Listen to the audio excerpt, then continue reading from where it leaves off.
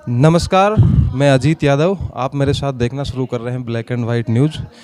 मैं अभी एक ऐसी जगह पर पहुंचा हूं जहां बानसूर में एक नई पहल हुई है, क्योंकि बानसूर की हर गली, हर चौराहे पर एक बड़ा कोचिंग संस्थान है, शिक्षण संस्थान है। लेकिन एक युवा साथी हैं जिन्होंने एक नई पहल शुरू की है। गरीब किसान मजदूर के बच्चों को फ्री शिक्षा देने का उन्होंने एक बीड़ा उठाया है। मैं अंदर चल के आपको दिखाता हूँ कितने बच्चे अभी उनके पास पढ़ रहे हैं, क्योंकि पिछले सेशन में भी उन्होंने 10th क्लास को बच्चों को पढ़ाया। वो रिज़ल्ट अभी 10th का आया नहीं है, जब आ जाएगा उनके आंकड़े भी हम आपके सामने लेके आएंगे। तो मैं आपसे बच्चों से बात करवाता हूँ, संदीप जी से पूछता हूँ क्या उनका ये वो फ्री शिक्षण संस्थान है जहाँ गरीब मजदूर के बच्चों को फ्री शिक्षा दी जा रही है। ये सामने आप देख सकते हैं किस तरह से सिर्फ मैथ सब्जेक्ट ही यहाँ बच्चों को पढ़ाया जाता है, क्योंकि गरीब के बच्चों को गणित की शिक्षा मिलना बहुत मुश्किल का और बहुत पैसे का काम है। मैं संदीप भाई से एक बार आपकी बात करवाना चाहूँगा। तो संदीप जी, सबसे पहले तो आपने जो कॉन्सेप्ट शुरू किया है बहुत अच्छा कॉन्सेप्ट है, क्योंकि गरीब के बच्चों को शिक्षा देना, शिक्षा मिलना उनका अधिकार है। क्योंकि डॉक्टर B.R. अम्बेडकर ने कहा था कि शिक्षा शेरनी का दूध है, जो पिएगा वो शेर बन जाएगा। और आपने बच्चों को शेर बनाने की कवायद शुरू की है, तो इसके लिए बहुत बहुत बधाई आपको। तो क्या आपने किस विचार को लेकर आप बढ़े हैं आगे उसमें? सर, पहले तो ब्लैक एंड वाइट के सभी दर्शकों को मेरा प्यार भरा नमस्कार। और जो सर आपने आज हमारे यहाँ के ये मुहिम देखी, इसके लिए आपको बहुत बहुत बधाई हो। और सर, मैं इतना ही बताना चाहता हूँ, मैं तो इस उद्देश्य के साथ मेरे योगेश कुमार ढांचोलिया सर मार्गदर्शक हैं, जो गवर्नमेंट ऑफ प्रिंसिपल छतरपुरा हैं, उनके मार्गदर्शक में मैं ये कार्य कर पा रहा हूँ। और जिसको ये आए आपको एक दिख रहा है, इसको संसार कर पा रहा हूँ। रही बात दूसरी, मैं तो सिर्फ इतना करना चाह रहा हूँ कि कहीं ना कहीं बच्चों को ये अभाव नहीं हो कि शिक्षा के अभाव न रहते हुए पैसे के अभाव में शिक्षा उनको प्राप्त नहीं हो। तो इसलिए पैसे होना ज़रूरी नहीं है, शिक्षा होना ज़रूरी है। इसलिए मैंने शिक्षा को चुना और बच्चों को पढ़ाई की जा रही है। और जो भारत सरकार का, राजस्थान सरकार का भी एक मिशन है कि बेटी बचाओ बेटी पढ़ाओ, तो यहाँ आप ज़्यादातर देख पा रहे होंगे लड़कियों की संख्या ज़्यादा है। और ये सभी वर्गों के लिए है, खासकर एक वर्ग के लिए है कि SC/ST किसी वर्ग के लिए नहीं, ये सभी वर्गों के लिए। और छात्राओं के लिए नहीं, सभी के लिए। विद्यार्थी कोई भी हो सकता है, छात्र भी हो सकते हैं, छात्राएँ भी। और कोई भी विद्यार्थी यहाँ आके शिक्षण ग्रहण कर सकता है। कहीं ऐसा तो नहीं कि मैंने बहुत सारी जगहों पे हमेशा ऐसा होते हुए देखा है कि एक ऐसा ही कॉन्सेप्ट मैंने बहुत से शुरू होते हुए देखे हैं, लेकिन जब 2-3 साल बाद में बच्चों की संख्या उनके पास में बढ़ जाती है। आपके पास अभी 30 बच्चे हैं, कल को 2 साल बाद में यही बच्चों की संख्या आपके पास 300 हो जाए, तो आप उनसे फीस लेके, या जैसे बाकी शिक्षण संस्थान जो करते हैं, कोचिंग संस्थान बच्चों से 5,000 10,000 की फीस लेके उनको पढ़ा रहे हैं, तो वैसा आप कुछ भविष्य में नहीं कर देंगे? सर, मैं इतना ही कहना चाहूँगा कि भविष्य के गर्भ की बातें तो भविष्य के गर्भ में है, परंतु मेरी नियति आज ये है कि मैं चाहता हूँ कि गरीब बच्चों को शिक्षा मिले। और जो मेरा उद्देश्य है मैं उसको पूरा कर रहा हूँ। मैं कर्मशील हूँ और मैं मेरे कार्य पे कार्यरत हूँ। क्योंकि शिक्षा सबका अधिकार है, सबको मिलनी चाहिए। इन बच्चों को भी चीज़ समझनी चाहिए। जब ये भी कहीं यहाँ से बाहर निकलेंगे तो इनको भी कुछ ऐसा करना चाहिए युवा पीढ़ी के लिए जो इनसे जूनियर होंगे।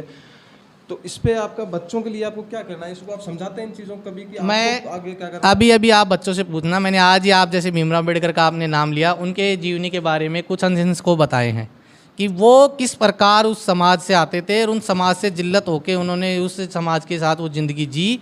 उस जिल्लत भरी ज़िंदगी के बाद भी उन्होंने समाज को अपने खुद के ऐशो आराम सभी ठुकरा के और उस समाज के लिए क्या, सभी के लिए वो संविधान लिख गए, जिसकी बदौलत आज हम यहाँ बैठे हैं। और शिक्षा वो शेरनी का दूध, जैसे आपने बताया, जो जितना पिएगा उतना दहाड़ेगा, उसी के मोटिव पर उन्होंने पूरा जीवन लगा दिया। मैंने उन बच्चों के साथ, मैं शिक्षा के साथ साथ में चाहता हूँ कि सभी अध्यापकों से मेरा एक रिक्वेस्ट है, मेरे पास मान लो अनुभव कम होगा, परंतु मैं इतना ज़रूर समझा है मैंने कि शिक्षा के साथ साथ में बच्चों से कनेक्ट होना ज़रूरी है।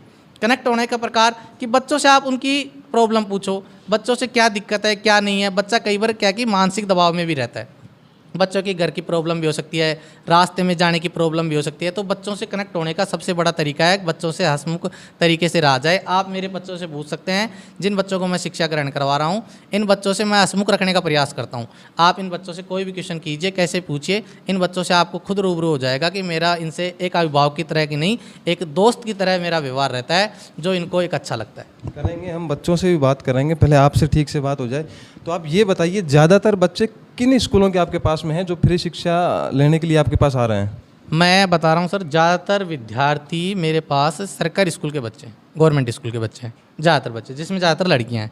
क्योंकि सरकारी स्कूलों का स्तर इतना अच्छा नहीं है कि वो वहाँ अच्छी शिक्षा पा पाए, तो इसलिए आपने इन बीड़ा उठाया है। नहीं नहीं, शिक्षा का स्तर बहुत अच्छा है, परंतु दिक्कत क्या आती है, कई बार मेरे शिक्षकों मेरे गुरुजियों से दे पाते हैं। इससे पहले जब आपने बताया था कि लास्ट टाइम भी मैंने ऐसा किया था, मेरे पास बच्चे, तो कितने बच्चे थे पिछले बार आपके पास? पिछली बार की संख्या सैकड़ों के लगभग थी और यहाँ 10th और 12th दोनों के बच्चे थे। इस बार गुरुजी के आदेश के अनुसार कि 10th क्लास के बच्चों को ज़्यादा आवश्यकता रहती है, इस बार हमने केवल 10th का रखा है। तो क्या रिजल्ट जब भी आएगा तो क्या अनुमान है आपके, क्या आपकी ये शिक्षा जो फ्री शिक्षा आप दे रहे हैं वो उनका कुछ स्तर बढ़ाएगी? आपको ये तो भविष्य ग्रह में, और मेरा विश्वास यही है कि कहीं ना कहीं बच्चे अच्छे नंबरों से पास होंगे। जो बच्चे फेल होने के कगार पे थे वो भी कहीं ना कहीं एक सही अच्छा और एक अंक प्राप्त करेंगे, जिससे उनको आत्मविश्वास मिलेगा और वो अगली क्लास में जाएंगे। और अपने समाज में एक कुंठित प्रथा चली हुई है, देखा जाएगा कि लड़कियों के लिए क्या कहा जाता है कि जैसे लड़की 10th क्लास में अमूमन फेल हो गई, उसके बाद उस लड़की को शादी के लिए तैयार कर लिया जाता है और उसके नेबरहुड या उसके समाज कहीं ना कहीं उसको ये कहता है कि इसकी शादी कर दी जाए, बच्ची फेल हो गई या पढ़ने में सक्षम नहीं है। तो कहीं ना कहीं वो बच्ची मान लो अमूमन फेल होती है, आप देखते होंगे मैथ इंग्लिश वगैरह में, तो मैथ में बच्ची फेल हो गई, तो मैथ में बच्ची फेल होने के बाद वो फेल हो गई, उस फेल होने के बाद बच्ची को कहीं ना कहीं शादी के लिए तैयार कर लिया। अब वो बच्ची मैथ में पास हो जाती है और सब्जेक्ट में पास हो गई, मैथ में पास होने के बाद बच्ची को कहीं ना कहीं ये आत्मविश्वास मिल गया है कि वो 2 साल और पढ़ सकती है 11th 12th, तो कहीं ना कहीं उसको 2 साल और आज़ादी के मिल जाते हैं। चलिए, वो तो जब रिजल्ट आएगा उसके बाद हम आपको फिर से संदीप भाई से ज़रूर मिलवाएंगे। मैं अभी, मेरे साथ में कुछ बच्चे हैं, मैं उनसे बात करके बताता हूँ कैसा उनको लग रहा है जब संदीप जी उनको पढ़ाते हैं। तो क्या नाम है बेटा आपका? सर मेरा नाम मनीषा यादव है। मनीषा यादव जी। तो कैसा पढ़ाते हैं सर? अच्छा। समझ आता है? यस। स्कूल में जैसा आपको मैथ पढ़ाया जाता है उससे बेहतर आपको ये पढ़ा पाते हैं या फिर क्या वैसे ही पढ़ाते हैं। वैसे ही अच्छा समझ आता है आपको? हाँ। और किसी प्रकार की परेशानी यहाँ आने जाने में या कुछ भी ऐसा? नहीं। और इनसे बातें करनी चाहिए, क्योंकि बानसूर को एक छोटी शिक्षा नगरी के नाम से भी जाना जाता है और इस शिक्षा नगरी के ऊपर नज़र है बड़े बड़े गिद्धों की, और आप गिद्धों के साये में फ्री शिक्षा देने का काम शुरू कर रहे हैं, तो ध्यान रहे वो गिद्ध भी आपको नज़र गड़ाए बैठे हैं। सर रही बात गिद्धों की, गिद्धों से हमें कोई नहीं लेना देना, हमारा काम है शिक्षा देना। ये बच्चे अपने आप समझदार हैं, इनके अभिभावक समझदार हैं, जहाँ भी ये शिक्षा ग्रहण करेंगे कहीं ना कहीं शिक्षा ही एक ऐसा है जो इनको गिद्धों की पहचान करना बताएगी। यदि इनका शिक्षा का अभाव रहेगी तो गिद्धों की पहचान नहीं कर सकते, इसलिए गिद्ध अपने आप ही खत्म हो जाएंगे। यदि बाज जब तक सही तरीके से उड़ेगा खुले आसमान में, तो कहीं ना कहीं इनको बाज बनाने की कोशिश की जा रही है, और वो काम सिर्फ शिक्षा से ही हो सकता है जो आप फ्री दे रहे हैं। तो बहुत बहुत धन्यवाद संदीप भाई का। आगे भी अगर कभी जब बच्चों का रिजल्ट आएगा हम आपको उनके रिजल्ट के साथ में आंकड़े पेश करके बताएंगे कि कितना अच्छा इन्होंने गरीब बच्चों के लिए किया है। बहुत बहुत धन्यवाद संदीप भाई आपको। मैं अजीत यादव, मेरे साथ देखते रहिए ब्लैक एंड वाइट न्यूज़ सच। धन्यवाद।